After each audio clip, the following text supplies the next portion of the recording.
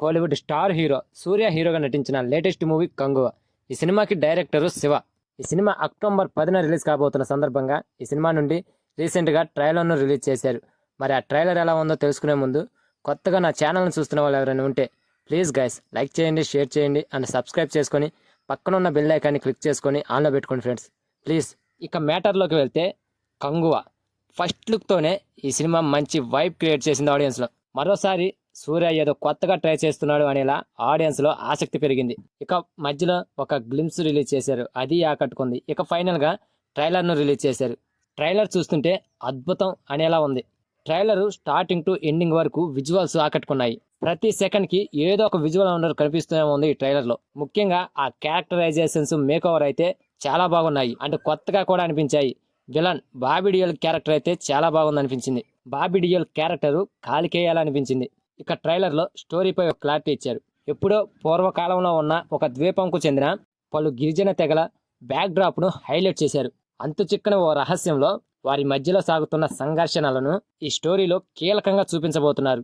ఇవే ఈ సినిమాకి హైలైట్ అయ్యేలా, దాని చుట్టే స్టోరీ అంతా నడిచేలా విజువల్ వండర్స్తో ఆడియన్స్కి ఒక కొత్త ప్రపంచంలా చూపించడానికి ఈ సినిమా రెడీ అయిందని తెలుస్తుంది. ప్రతి ఫ్రేమ్లో సినిమాటోగ్రఫీ చాలా బాగుంది. ఒక షాట్లో నీళ్ళల్లో కాళ్ళు చేతులు కనిపిస్తాయి. ట్రైలర్లో ఆ సీన్ ఒకటి హైలైట్గా కనిపించింది.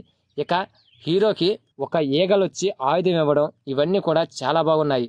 ఇక hero Surya and villain Bobby Deol మధ్య వచ్చే వారు మరో మెయిన్ హైలైట్ ఈ ట్రైలర్లో.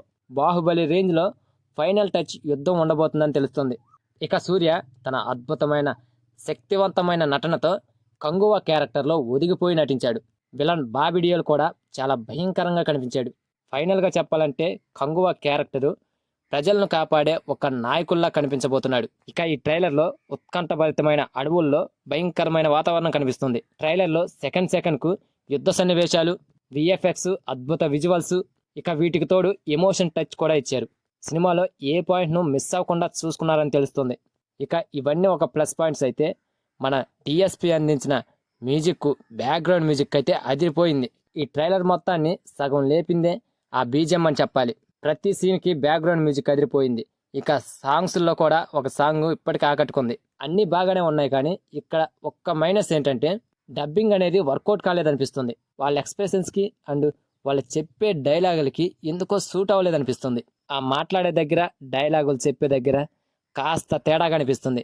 ఇక మిగతాదంతా కూడా ఓకే.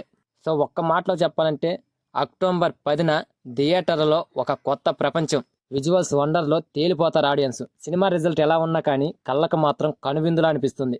మరి చూద్దాం ఈ సినిమా ఎలాంటి రిజల్ట్ అందుకుంటుందో అక్టోబర్ 10న.